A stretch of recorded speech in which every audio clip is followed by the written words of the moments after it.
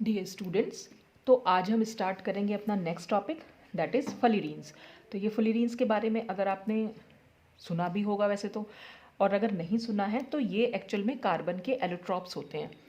आपने सुना होगा कार्बन के एलोट्रॉप्स ग्रेफाइट होता है और डायमंड होता है। ठीक है, अभी कुछ टाइम पहले ही करीब ये कह सकते हैं कि 20th सेंचुरी के लास्ट में हमें ये बात मालूम पड़ पाई कि कार्बन का जो एलोट्रॉप्स हैं, डायमंड और ग्रेफाइट, उसके अलावा फुलिरीन्स जो हैं वो भी इसका एक एलोट्रॉप होती हैं। तो fullerenes are allotropes of carbon having the general formula CN, और इनका जनरल फार्मूला होता है CN। ये सिर्फ कार्बन की बनी होती है, जहाँ पर N जो है वो नंबर ऑफ कार्बन एटम्स हैं। तो इसमें काफ़ी सारे कार्बन एटम्स हैं जो आपस में जुड़ जाते हैं। अब ये कैसे बनती है? तो these are prepared by passing high voltage current through graphite rods in the inert atmosphere of helium. तो हीलियम के एटमॉस्फेयर में ग्रेफाइट रॉड्स पर जब हाई वोल्टेज करंट पास की जाती हैं तब फुलिरीन्स जो हैं फॉर्म होती हैं। और इसमें जो बहुत मोस्ट कॉमन एग्जाम्पल्स हैं वो हैं C60 और C70, बल्कि मेनली हम C60 के बारे में यहाँ पर पढ़ेंगे। तो fullerenes are cages like molecules with the geometry of geodesic dome. Fullerenes का एक केज लाइक स्ट्रक्चर्स होता है और जिसकी ज्योमेट्री होती है जियोडेसिक डोम। डोम क्या होता है? जिसको हम गुंबद बोलते हैं। डोम की एक्चुअली जो जियोडेसिक डोम है ये जो बहुत ज़्यादा प्रचलित है विदेशों में। जैसे सबसे पहले अमेरिका में इनको बनाया गया था, अभी आगे साइंटिस्ट का नाम आएगा, बकमिनिस्टर फुलर ने। तो डोम मतलब कुछ रहने की जगह समझ लीजिए आप, एकदम गुंबद के शेप का होता है, पूरा राउंड स्ट्रक्चर कह सकते हैं आप इसे। पूरा इस तरह से कोई स्ट्रक्चर बन के आए तो वो डोम का होता है। उसमें रहने के मतलब हाउस की तरह भी आप उसको यूज़ कर सकते हैं। वहाँ पर जो यूज़ होते हैं, चर्च बने हुए होते हैं, या कई बार कहीं कुछ एग्जीबिशन लगी हुई हों तो वो वहाँ पर लगाई जा सकती हैं। तो एक रहने वाली जगह जिसको हम कह सकते हैं, तो उस टाइप की। तो इसकी जो ज्योमेट्री होती है कुछ लगभग राउंड शेप की होती है, ठीक है, और जियोडेसिक डोम से मिलती हुई है। अब इनका नाम जो है फुलिरीन्स कैसे पड़ा, वही इसमें लिखा हुआ है कि it is called by this name because the shape of C60 is similar to the shapes used by R. Buckminster Fuller, an architect engineer, to construct geodesic domes। तो ये एक साइंटिस्ट हुए थे बकमिनिस्टर फुलर। इन्होंने, ये एक आर्किटेक्ट इंजीनियर थे और इन्होंने जो है जियोडेसिक डोम्स जो है बनाए थे। और इनके जियोडेसिक डोम की जो शेप थी, क्योंकि वो फुलिरीन से मिलती हुई थी, तो इसलिए ये फुलर था इनके नाम में, इसलिए उनका नाम जो है फुलिरीन कह दिया गया। या हम इसको कई बार बकमिनिस्टर फुलिरीन भी बोल देते हैं। कुछ लोग इसको बकी बॉल्स भी बोल देते हैं। बकी बॉल्स इसलिए क्योंकि फुटबॉल लाइक स्ट्रक्चर होता है, राउंड शेप होता है इसका, ठीक है। तो due to their spherical shape C60 molecules are sometimes called bucky balls. और इसीलिए जो इनकी स्फेरिकल माने गोल शेप जो होती है, इसी कारण इनको हम बकी बॉल्स भी बोल देते हैं। अगर यही जो फुलिरीन्स है, यही अगर हम सिलिंड्रिकल शेप में ले लें, ट्यूब शेप में ले लें, तब हम उसको नैनो ट्यूब बोलते हैं। कार्बन नैनो ट्यूब जो होती हैं, तो वो भी इसी टाइप से बनती हैं। Graphite is the precursor of C60। तो ग्रेफाइट से स्टार्टिंग होती है C60 के फॉर्म होने की। कैसे बनता है? तो graphite consist of layer of planar hexagonal carbon rings. तो ग्रेफाइट जो होता है वो हेक्सागोनल कार्बन रिंग्स का बना हुआ होता है।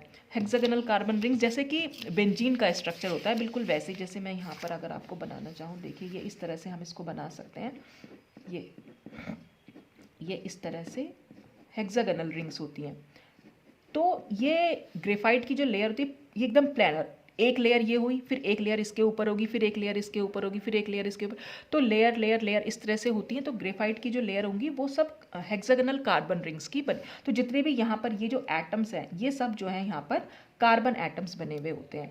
तो जैसे हम दिखाएं अगर इसको इस तरह से, सपोज ये मैंने एक लेयर बना दी, फिर इसके ऊपर एक और लेयर हो जाएगी, ठीक है। मतलब इस तरह से मैं इसको आप इमेजिन कर सकते हैं। जैसे ये एक लेयर हो गई, फिर इसके ऊपर एक और लेयर, और जो दो लेयर्स होंगी उनके बीच में कोई कोवलेंट बॉन्डिंग नहीं होती, खाली वंडरवॉल वीक फोर्सेस के थ्रू वो एक दूसरे से अटैच्ड होती हैं। तो हर एक ग्रेफाइट लेयर जो होती है, इसमें लिखा हुआ कि carbon rings, planar hexagonal carbon rings की बनी हुई होती है। और हर जो कार्बन एटम है, कोई भी कार्बन एटम ले लीजिए, चाहे आपने सपोज आपने ये कार्बन एटम लिया, हर कार्बन एटम अपनी लेयर में 3 और कार्बन एटम से अटैच्ड होता है। जैसे ये कार्बन एटम है तो एक ये इस कार्बन से अटैच्ड है, एक ये इस कार्बन से अटैच्ड है और एक ये इस कार्बन से अटैच्ड है। तो कोई भी आप कार्बन एटम ले लीजिए, चाहे अगर आपने ये ले लिया है तो ये एक इस कार्बन से अटैच्ड होगा, एक ये इस कार्बन से और एक इस कार्बन से। तो हर कार्बन एटम अपनी लेयर में 3 कार्बन एटम से और अटैच्ड है। तो यही बात इसमें लिखी, तो चाहे तो आप पहले इसका स्क्रीनशॉट ले सकते हैं। फिर हम देखते हैं कि each carbon atom is connected to 3 other carbon atoms in the same layer. वही मैंने अभी बताया कि अपनी लेयर में, क्योंकि बहुत सारी लेयर्स होती हैं ऊपर नीचे करके, तो अपनी लेयर में वो 3 अदर कार्बन एटम से अटैच्ड होता है। If a graphite layer is blast with sufficient energy, अगर ग्रेफाइट लेयर में ब्लास्ट किया जाए with the help of energy, तो क्या होता है, to expel a carbon atom from one of the ring, किसी भी जो लेयर में से, यहाँ पर जैसे ये है, तो कोई भी एक कार्बन एटम जो है अगर निकल जाए, तो अगर एक कार्बन एटम निकल जाएगा तब क्या हो जाएगा, सपोज देखिए मैं इसको ऐसे एक और बना दूँ, ये पूरी लेयर है, ठीक है, ये सपोज ये बीच में देख लीजिए आप, ठीक है, ये एक हेक्सागोनल रिंग है और इसके चारों तरफ भी ये हेक्सागोनल रिंग है। अब सपोज मैं क्या करूं, ये यहाँ पर आपको दिख रहे हैं ये 6 कार्बन एटम्स हैं, 1 2 3 4 5 और 6। इसमें से अगर एक कार्बन एटम निकल जाए तो क्या हो जाएगा, ये 5 कार्बन एटम बन जाएंगे। तो बीच में जो है एक पेंटागन आ जाएगा। पेंटागन मतलब ये 5 जिसमें एटम्स अटैच्ड हो, ठीक है, जिसके 5 कोने हो गए वो पेंटागन हो गया। हेक्सागन जिसमें 6 कोने थे, तो बीच में आ जाएगा पेंटागन और पेंटागन के चारों तरफ फिर से हेक्सागन हो जाएंगे। तो अब क्या हो जाएगा, जैसे ही ब्लास्ट होता है इसमें से क्या होगा, जैसे एक कार्बन एटम जो है निकल जाता है और एक कार्बन एटम के निकलने से क्या होता है, रिंग थोड़ी सी मुड़ जाती है, कर्व आ जाता है, कर्वेचर जिसको हम बोलते थे, थोड़ा हल्की सी कर्व हो जाएगी। आप खुद भी इमेजिन करके इसको सोच मतलब इमेजिन कर सकते हैं कि अगर सपोज यहाँ पर ये पूरा प्लानर स्ट्रक्चर था, ठीक है, जैसे ही एक कार्बन एटम निकला तो ये बीच में जो है 5 कार्बन एटम बचे और इसके चारों तरफ फिर से हेक्सागन ही बने हुए हैं। तो अगर ये हेक्सागन ऐसे बने हुए रहेंगे इसके चारों तरफ, तो ये थोड़ी सी मुड़ जाएगा, ये फ्लैट नहीं रह जाएगी, एकदम हल्की सी कर्व आ जाएगा इस स्ट्रक्चर में। तो यही बात इसमें यहाँ लिखी हुई है। Then that ring changes from a hexagon to a pentagon, तो वो जिस रिंग में से, जिस हेक्सागन में से वो एक कार्बन निकला होगा वो पेंटागन में चेंज हो जाएगा। After this the resulting structure will no longer be flat, और इसके बाद क्या होगा, वो जो स्ट्रक्चर हमारा बनेगा वो अब फ्लैट नहीं रहेगा, वो एक प्लेन में नहीं रहेगा, बट विल कर्व, लेकिन उसमें क्या हो जाएगा, एक कर्व आ जाएगा, यानी इस तरह से कि बिल्कुल एकदम फ्लैट था, ये फ्लैट ना रह के अब क्या हो जाएगा, ये बिल्कुल ऐसे कर्व हो जाएगा, ठीक है। Ejection of additional carbon atoms from the graphite layers leads to increasing curvature. तो अब क्या हुआ कि हर ग्रेफाइट लेयर पे से अगर हम ये कार्बन एटम्स का इजेक्शन यानी निकालते चले जा रहे हैं तो ये कर्वेचर जो है बढ़ता चला जाएगा। तो ये कर्वेचर धीरे धीरे ऐसे करके बढ़ता बढ़ता एकदम से राउंड स्ट्रक्चर में ये आ जाता है, तो पूरा ना गोल बन जाता है, एकदम स्फेरिकल स्ट्रक्चर यहाँ पर बन जाता है, जैसे फुटबॉल होती है बिल्कुल उस टाइप का स्ट्रक्चर यहाँ पर बन के आ जाता है। तो ये होता कैसे है, क्योंकि हम हेक्सागन में से कुछ हेक्सागन में से एक एक कार्बन एटम निकाल के उसको पेंटागन में चेंज कर रहे हैं, तो इसलिए ये जो है एक स्फेयर लाइक स्ट्रक्चर जो है यहाँ पर फॉर्म हो जाता है। तो जैसे C60 contains 20 hexagons and 12 pentagons, तो C60 में 20 तो हेक्सागन्स होते हैं और 12 पेंटागन्स होते हैं, और ये सब कार्बन एटम्स के होते हैं, fused with one another resulting in a spherical football like geometry as shown. तो इसलिए इसकी फुटबॉल लाइक ये मैंने ज्योमेट्री यहाँ पर बनाने की कोशिश की है। देखिए यहाँ पर ये जो है ये पेंटागन है और पेंटागन के चारों तरफ ये हेक्सागन्स है और हेक्सागन में बीच में कहीं पेंटागन्स भी हैं, ठीक है, ये पेंटागन्स भी हैं ये वाले। और आप देख रहे हैं इसमें मैंने ना इसमें सिंगल और डबल बॉन्ड शो कर रखे हैं। ये बहुत एकदम जनरल सा स्ट्रक्चर मैंने बना दिया, बहुत सिंपल वाला स्ट्रक्चर मैंने आपको यहाँ बनाकर दिया है इसमें। और ये सिंगल और डबल बॉन्ड कैसे आ रहे हैं वही अब अभी हम देखेंगे। तो यहाँ पर जो इस स्ट्रक्चर में है सिर्फ ये दिखा रहे हैं कि इसमें सिंगल और double bonds carbon carbon bonds किस तरह से आपको दिखाई दे, मतलब किस तरह से आप इमेजिन कर सकते हैं, आप ये समझ लीजिए, ठीक है। अब ये बनते कैसे हैं डबल बॉन्ड वो हम अभी देखेंगे नेक्स्ट वाले पेज पर। देखिए each pentagon is surrounded by 5 hexagon. जाहिर सी बात है हर एक पेंटागन, देखिए जैसे ये वाला पेंटागन है तो हर जो इसकी आर्म होगी यानी जो हर लाइन आप बॉन्ड समझ लीजिए, हर बॉन्ड पर एक हेक्सागन बना हुआ है। तो हर पेंटागन के चारों तरफ 5 हेक्सागन जो हैं अटैच्ड होंगे, क्योंकि इसकी हर आर्म पर एक एक हेक्सागन बना हुआ है। ठीक है। No two pentagons are adjacent, कोई भी दो पेंटागन्स बिल्कुल पास पास नहीं है। आप देखें, देखिए ये भी एक पेंटागन है और ये एक पेंटागन है, ये पेंटागन और ये पेंटागन के बीच में हेक्सागन है। ठीक है, जैसे ये पेंटागन है और ये पेंटागन है, इनके बीच में एक हेक्सागन है। पेंटागन जिसमें ये 5 आपको लाइंस दिखाई दे रही है और हेक्सागन जिसमें आपको 6 लाइंस दिखाई दे रही है। तो यहाँ पर हेक्सागन्स तो आपस में फ्यूज्ड होते हैं, यानी जुड़े हुए होते हैं, लेकिन पेंटागन्स जो हैं वो आपस में फ्यूज्ड नहीं होते। उन इस पेंटागन और इस पेंटागन के बीच में एक बॉन्ड ज़रूर होगा। ठीक है, आप कोई भी पेंटागन देख लीजिए, ये सारे के सारे, यहाँ पर मैं लिख देती हूँ, ये पेंटागन है, ये पेंटागन है, ये पेंटागन है, ये पेंटागन और ये पेंटागन। बाकी जिनमें भी आपको बॉन्ड्स दिखाई दे रहे हैं वो सब के सब हेक्सागन है। पेंटागन में आपको कोई बॉन्ड यहाँ पर नहीं दिखाई देगा। ठीक है, तो 10 fullerene must have 12 5 membered faces but the number of 6 membered faces can very widely. देखिए, तो इसलिए क्या होगा कि यहाँ पर जो फेसेस मैंने आपको समझाया, सॉलिड स्टेट पढ़ा चुकी हूँ मैं पहले भी, मेरे वीडियोस अगर आप देखना चाहें। वैसे फेसेस आप लोगों को पता ही होंगे, जैसे ये क्यूब मैंने बना दी, ये क्यूब की एक फेस हो गई। ठीक है, तो जितने भी ये स्क्वायर शेप दिख रही हैं आपको, वो इसकी फेसेस होती है। क्यूब में 8 फेसेस होती हैं, जैसे ये पहली, फिर आगे हम देखेंगे दूसरी, फिर ये तीसरी, और ये चौथी, और ये पांचवी और छठी। हाँ, 6 फेसेस होती हैं, सॉरी 8 मैंने गलती से बोला। 8 इसमें ये वर्टेक्स होते हैं, जो कॉर्नर्स जो जिनको हम बोल देते हैं। ठीक है, तो 8 वर्टेक्स होते हैं और 6 यहाँ पर फेसेस होती हैं। ठीक है, आगे पीछे वाली हो जाएगी, साइड वाली हो जाएगी और ऊपर नीचे वाली हो जाएगी, तो कुल मिलाकर 6 फेसेस। तो जो ये एक पूरा पोर्शन है इसको हम फेस बोल देते हैं। तो इसी तरह से फलीरीन में 12 5 मेंबर्ड फेसेस होती हैं, लेकिन 6 मेंबर्ड फेसेस जो होती हैं वो वेरी करती हैं। क्यों? क्योंकि डिपेंड करता है कि हेक्सागन का नंबर कितना है। जैसे C60 में 20 हेक्सागन होते हैं, तो इसलिए उसमें 20 हेक्सागनल फेसेस होती हैं। C70 में पेंटागन्स तो 12 ही रहते हैं, लेकिन 25 हेक्सागन्स होते हैं, इसलिए उसमें 25 हेक्सागनल फेसेस हमें देखने को मिलती हैं।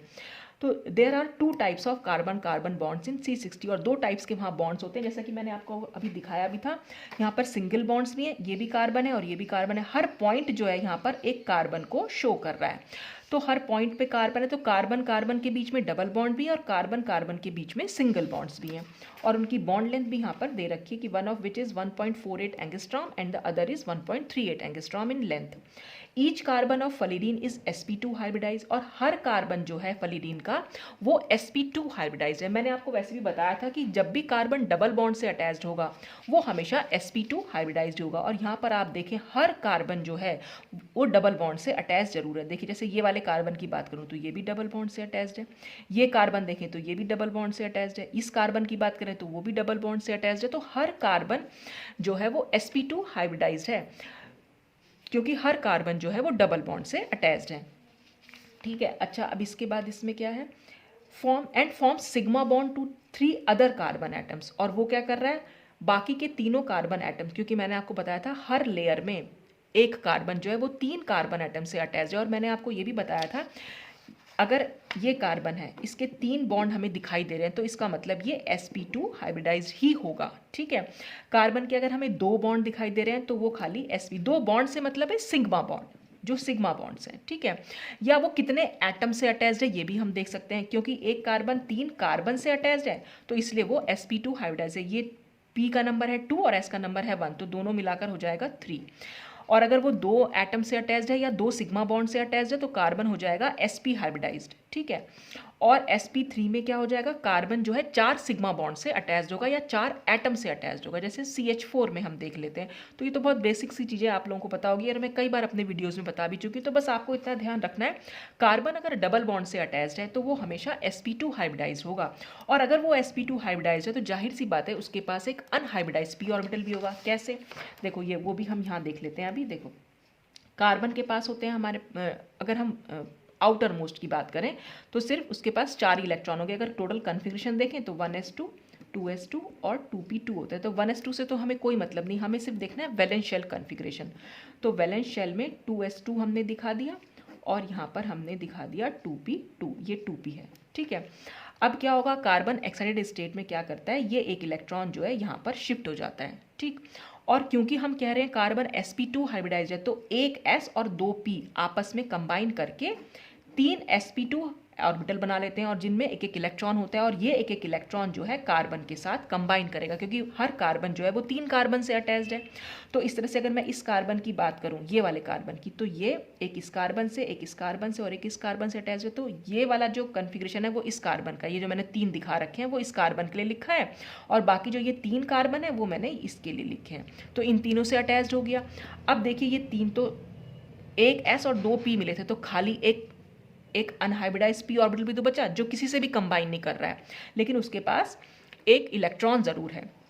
और ये जो सिग्मा बॉन्ड्स बनेंगे, जो सिग्मा बॉन्ड्स बनते हैं वो इस वाले प्लेन में बनेंगे, किसी भी एक प्लेन में बन जाएंगे। और जो अनहाइब्रिडाइज p ऑर्बिटल होगा, अगर वो ये प्लेन है तो इस प्लेन के परपेंडिकुलर खड़ा हुआ होता है, ठीक है। तो वो अनहाइब्रिडाइज p ऑर्बिटल हमेशा परपेंडिकुलर होता है सिग्मा बॉन्ड के प्लेन के। तो क्या होगा यहाँ पर, यही बात यहाँ लिखी हुई है कि the 4th valence electron of each carbon lies in a p orbital that is perpendicular to the spherical surface. अब क्योंकि हमारी तो स्फेरिकल सरफेस बन गई है, हमारा तो सब कर्वेचर हो गया, हर कार्बन एटम इस तरह से पूरा राउंड स्ट्रक्चर हो गया है। अब राउंड स्ट्रक्चर में अगर आप हर कार्बन एटम के पास देखेंगे तो वहाँ पर जो है इस तरह से एक एक p ऑर्बिटल जो है खड़ा हुआ है। तो इस फुटबॉल में आप समझ लीजिए कि हर पॉइंट पर एक एक कार्बन, एक एक अनहाइब्रिडाइज p ऑर्बिटल इस तरह से खड़ा हुआ है। और जब वो इस तरह से खड़ा हुआ है तो क्या कर सकते हैं, जितने भी p हर कार्बन पे है क्योंकि, तो जितने भी कार्बन पर बना हुआ होगा सबके सब आपस में कंबाइन कर सकते हैं। और सबके सब आपस में कंबाइन कर लेंगे तो जो वो एक एक इलेक्ट्रॉन है, वो एक एक इलेक्ट्रॉन की हेल्प से यहाँ पर, जैसे इस कार्बन पर भी एक p ऑर्बिटल है और इस कार्बन पर भी एक p ऑर्बिटल है, ठीक है, और दोनों के पास एक एक इलेक्ट्रॉन है। तो जब दोनों कंबाइन करेंगे तो दोनों के बीच में एक पाई बॉन्ड बन जाएगा, मतलब एक सॉर्ट ऑफ पाई बॉन्ड हम कह सकते हैं, जैसे बेंजीन में बनता है, बिल्कुल बेंजीन की तरह। जैसे आप ये देख भी सकते हैं, ये पूरा स्ट्रक्चर एक बेंजीन की तरह ही तो है। तो जैसे बेंजीन में होता है बिल्कुल वैसे ही ये हेक्सागन जितने भी शो कर रहे हैं एक बेंजीन लाइक स्ट्रक्चर शो कर रहे हैं, बेंजीन जैसा स्ट्रक्चर, ठीक है। तो वो जो है इसमें बना ले रहा है। तो these orbitals overlap to form a pi electron cloud outside and inside the sphere.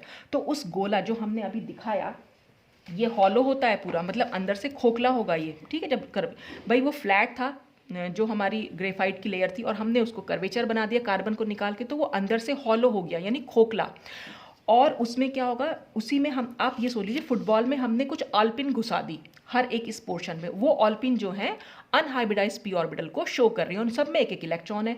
तो वो ऊपर की साइड जो ऊपर, जैसे ये गोला अगर है तो इसमें ऊपर की साइड भी जो है ओवरलैपिंग हो जाएगी और अंदर की साइड भी ओवरलैपिंग हो जाएगी। तो ऊपर और नीचे दोनों तरफ ओवरलैपिंग हो जाती है। यही इसमें लिखा हुआ है कि वो पाई इलेक्ट्रॉन क्लाउड जो है आउटसाइड और इनसाइड द स्फीयर फॉर्म हो जाता है, बिल्कुल वैसा ही like the pi electron cloud above and below the plane of a benzene. जैसे बेंजीन में हमने शो कर रखा है, बेंजीन आप लोगों ने पढ़ा हुआ भी होगा कि बेंजीन में भी ठीक इसी तरह से हर कार्बन sp2 हाइब्रिडाइज होता है और हर कार्बन के पास एक अनहाइब्रिडाइज p ऑर्बिटल होता है जो बेंजीन के प्लेन के ऐसे होता है, बिल्कुल आधा ऊपर होता है और आधा नीचे। तो ऊपर वाला पोर्शन भी जो है ओवरलैपिंग हो जाती है और नीचे वाले पोर्शन में भी ओवरलैपिंग हो जाती है। तो ठीक ऐसे ही इस फुटबॉल लाइक स्ट्रक्चर में भी हो रखा है, इसीलिए hence the structure is aromatic. इसीलिए हम इस फ्लोरीन को एरोमेटिक मानते हैं और एक्सेप्शनली स्टेबल होती है, बहुत ज़्यादा ये स्टेबल मानी जाती है। तो इसके बाद थोड़ी सी प्रॉपर्टीज़ बस मैंने इसमें लिख दी हैं। Fullerenes are soluble in many organic solvents, बहुत सारे ऑर्गेनिक सॉल्वेंट्स में ये सॉल्युबल होती है। कौन कौन से, जैसे टोलुइन हुई, क्लोरोबेंजीन हुई, इस टाइप के सॉल्वेंट में ये सॉल्युबल हो जाएगी। फिर fullerenes are normally electrical insulators, generally तो ये इलेक्ट्रिकल इंसुलेटर्स होते हैं, but when crystallized with alkali metal, जब इनको एल्कली मेटल के साथ क्रिस्टलाइज किया जाता है, दे बिकम सुपर कंडक्टर्स, तब ये सुपर कंडक्टर की तरह बिहेव करते हैं। सम फ्लोरीन्स आर कायरल, कुछ कायरल भी होती है। कायरलिटी आप लोगों को पता ही होगा, ये सब कुछ मैंने अपने स्टीरियोकेमिस्ट्री वाले टॉपिक में बहुत अच्छे से बताया हुआ है। तो ऑप्टिकली एक्टिव होती हैं कुछ, कौन कौन सी, जैसे फॉर एग्जांपल है C76, 78, C80 या C84। और in chemical reaction fullerene behave as an electrophile, और ये इलेक्ट्रोफाइल की तरह केमिकल रिएक्शन में बिहेव करती हैं। तो ये बहुत छोटा सा टॉपिक था फ्लोरीन के बारे में, तो ये मैंने आज कंप्लीट किया। तो अगर लिखने को आता है तो ये काफ़ी सफिशिएंट है आपके पास, अगर शॉर्ट नोट के उसमें आ जाए कि किस तरह से आप फ्लोरीन के बारे में बता सकते हैं। तो ये पूरा था फ्लोरीन के बारे में। तो आज के लिए बस इतना ही। Thanks for watching.